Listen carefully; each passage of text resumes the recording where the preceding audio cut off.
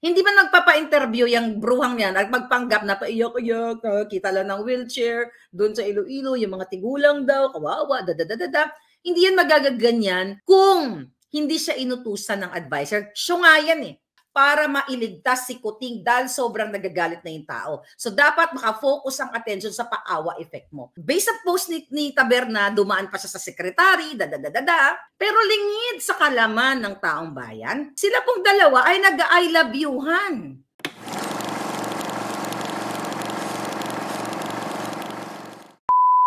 Hello, magandang hapon, Pilipinas. Mga kababayan, di ba kahapon, isang araw ay nagpalabas si Liza Tanas, Liza Kidnapper, lahat. Alam nyo na yon kung anong klaseng uri ng taong ito.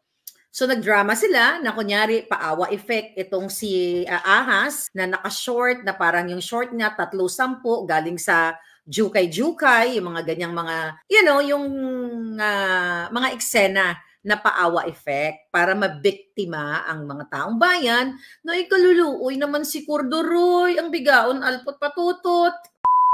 Balikan natin ang istorya. Ang portrayal ni Taerna, okay? Ang portrayal ni Taerna, kunyari siya ay talagang inantay niya yung interview na yon. Ay alam niyo ba na nag-I love you si Liza Tanas kay Taerna? 'Di ba ang portrayal ng kanyang post kagabi, padrama si Liza, walang makeup, walang ligo, mabaho, mabantot, Cordoroy ang mukha, parang galing sa Kumunoy, parang Carabao ba? Parang Carabao na halin dito sa Lambon, mga ganun drama. Ang katotohanan ay ayaw pala dapat ni Liza Tanas na magpa-interview. Ayaw talaga niyang humarap sa camera kasi malalamang bangag siya. Okay, nakita niyo naman, sabi nga namin, yung observation namin ni Sas, yung train of thoughts niya, bangag sabog.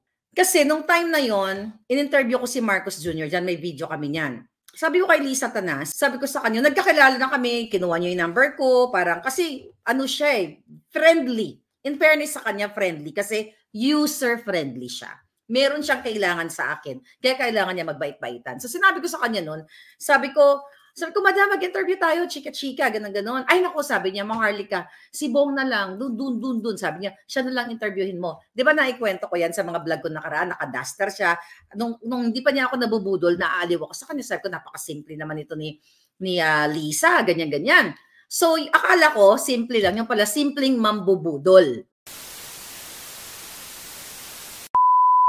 Okay, so kaya totoo ang sinasabi ni Taberna na mahirap talaga, na mahirap yung interview si Liza Tanas. So dito, buboljakin natin siya.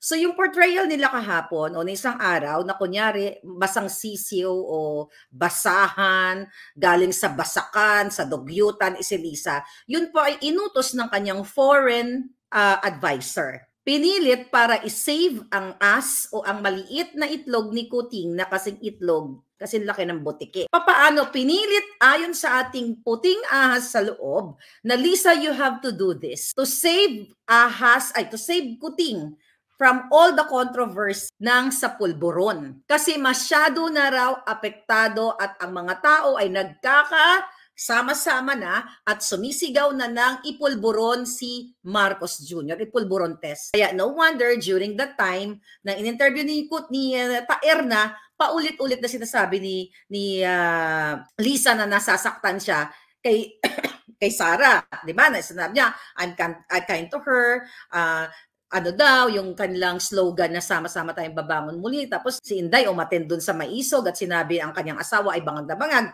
Actually, talagang naapektuhan sila. Ulitin natin. Hindi man nagpapa-interview yung bruhang yan at magpanggap na paiyak-iyak, kita lang ng wheelchair, doon sa Iloilo, yung mga tigulang daw, kawawa, dadadadada. Hindi yan magagaganyan kung hindi siya inutusan ng advisor. Siya nga yan eh. So gusto kong sabihin sa inyo na ang interview na yon, ayon sa ating source sa loob, mga kababayan, ay pinwersa lang si Liza na gawin yon, magpanggap na parang basang sisiw para kalimutan daw natin, makafocus daw para mawala ang issue ng pulburon na kung saan yung dokumento na pinakita ko sa inyo at nakarating na nga sa opisina nila ni Office of the President, Office of the Kuting, Office of the ni Senator Bato, at I hope may imbestigahan na very soon.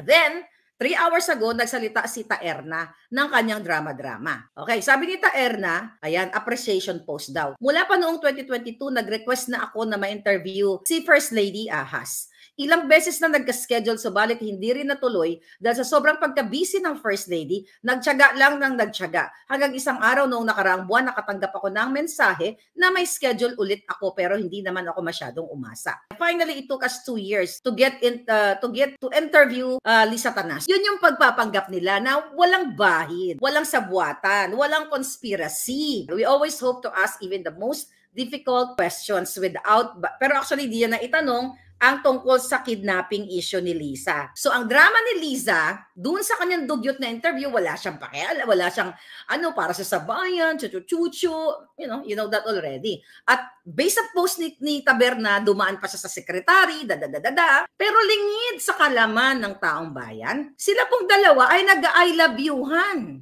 Nag-I love you. So ngayong araw, maririnig ninyo ang boses ng boses ni Budol, ni Bangag Lisa. Here we go. Listen to this. Lakasan natin. Hi, Kataning. How are you? Okay, so this is my latest Marites. Vic is out. No more chief of staff. No more nothing. Umalis na siya. He practiced staff. Between you and I, he even tried to sweet talk Bong. Huwag mo na ako ikwento dito.